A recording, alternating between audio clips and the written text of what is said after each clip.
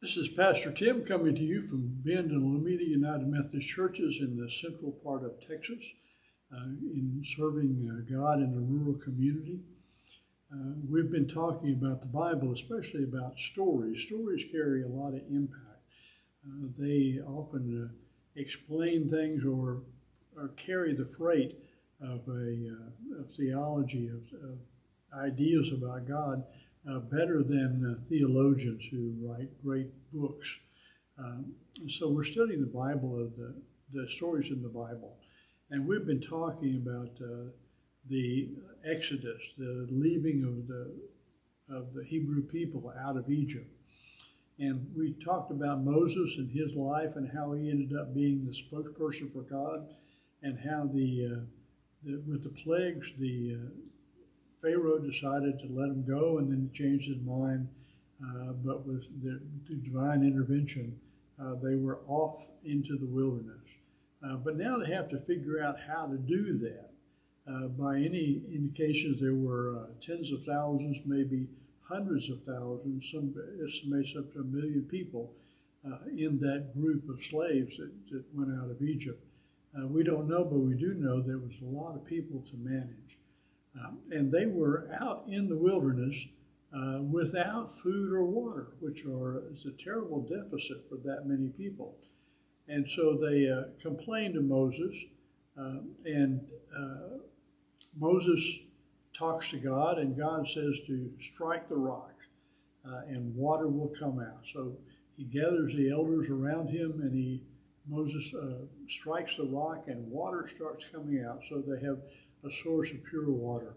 Later on, they complain about not having any food, and so Moses speaks to God, and God sends manna from heaven. Every night, there's a small white flaky stuff that appears on the ground that can be gathered up and made into bread to help the people survive. The word manna actually means, what is this stuff? Because they had no idea of what it was, but they knew that it was keeping them alive. Later on, they complained to Moses that it's all this manna stuff is kind of boring, that they wanted some meat. And Moses is ready to give up on them. And he complains to God, and God says, okay, I'll tell you what I'll do. We're going to wipe them out, and we're going to start over with you. And Moses said, no, God, that'll give you a bad name. Among all the religions, you'll be the God who wiped out his own people. And that won't give you a very good reputation. And so they decided to give him something else. And so every evening, quail would appear, and they would gather them up so they had meat to eat. But that's not the only thing that happened in the wilderness. The main event is they come to the mountain of God, and Moses goes up. People are very happy for Moses to go up and talk to God, because they don't want to talk to God. It's scary as all get out for them to be face to face with God. They think they're going to die. And so they go up, Moses goes up, and God gives him the Ten Commandments. And then he starts coming down. The people have gotten nervous. He's been up there a long time. They're not sure he's going to come back. They may have thought he fell off a cliff or was eaten by a mountain lion or something else. And so they decide to go back to their old ways. They decide that they want to go back to Egypt. There's a Back to Egypt committee. There's a Back to Egypt committee in every church. Somebody will say, well, if we just had it like we used to have it, if we just go back to those days and do things the way we used to do them, then everything will be all right. One of the church consultants said that the church would be fine if they woke up tomorrow and it was 1955. But you have to move forward. And so the Hebrews decided to talk Aaron into making a golden calf. They take all their gold and mix it together and melt it together and form a calf that they can worship. And it's in essence to have an idol that you can pray to is an attempt to control God. And so they want to control the Egyptian God and give them a better life, to give them more security. And so they worship and then they dance. Moses comes down and he's a little ticked off. And he throws down the Ten Commandments and breaks them.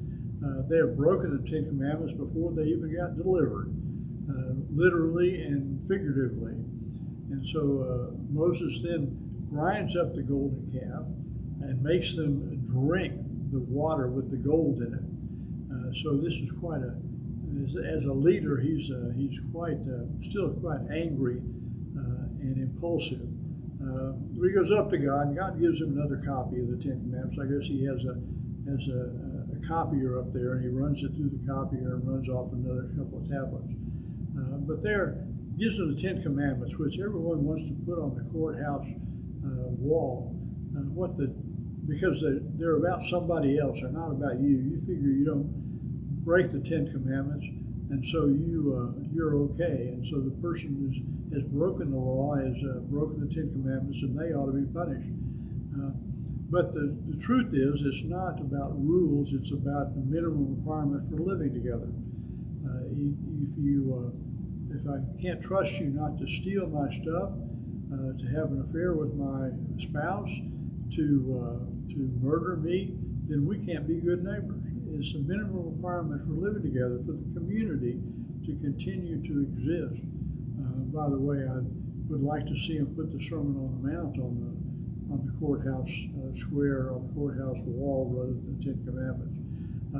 But that's just an aside. So then they're traveling in the wilderness, and they come close to the Holy Land. Now, we know that they're in the Holy Land, in the wilderness for 40 years, but this was just after a period of months that they come close to the Holy Land. And so they decide to send in some spies. They pick one spy from each tribe, and they go in, and they come back out, and they report that it's a wonderful land. It's abundance in food. What they didn't report is there were no oil there, but that was another story. But 10 of the 12 said, but the people are giants. They're too big to defeat. We can't possibly defeat them. And Caleb says, no, we can defeat them. We've got God's promise. We can go into that country and take possession of it. But they accept the majority report. The truth is not always in the majority report. When Jesus said, those who come into heaven come by the narrow gate and the way that's not well traveled, you're always going to be, if you're a follower of Jesus, you're always going to be in the minority. So don't always believe what the majority says. The majority vote is not always a revealer of the truth or the best person. Because of that, God tells Moses that they will wander around the wilderness for 2 generations, 40 years, until almost all the people that have been there at that moment and voted not to go in will no longer exist. So their children and their grandchildren will end up going into the promised land. In the end, Moses comes to them, and God says, well, Moses, you've led them this far, but you're not going to lead them in. For one thing, he's 120 years old by then. Even by biblical standards, that's pretty old for a leader. But it takes a different kind of leadership to enter into a place where you're going to settle down from that which you roam around and have to manage people and manage the governing of people on a mobile situation. And so Caleb is going to be the one who leads them in. He's going to lead them into the next generation. They still have a lot of work to do. The people that are there are not just willingly going to walk away. So there's a lot of work to be done. But Moses gets to see the promised land, but he's not the leader to lead them in. God has a new generation, a new life to be settled in a new place. So that's the story of Moses and the people of Egypt, the people of Hebrews, the Hebrews who got out of Egypt. I hope you enjoyed that. I'll see you next time.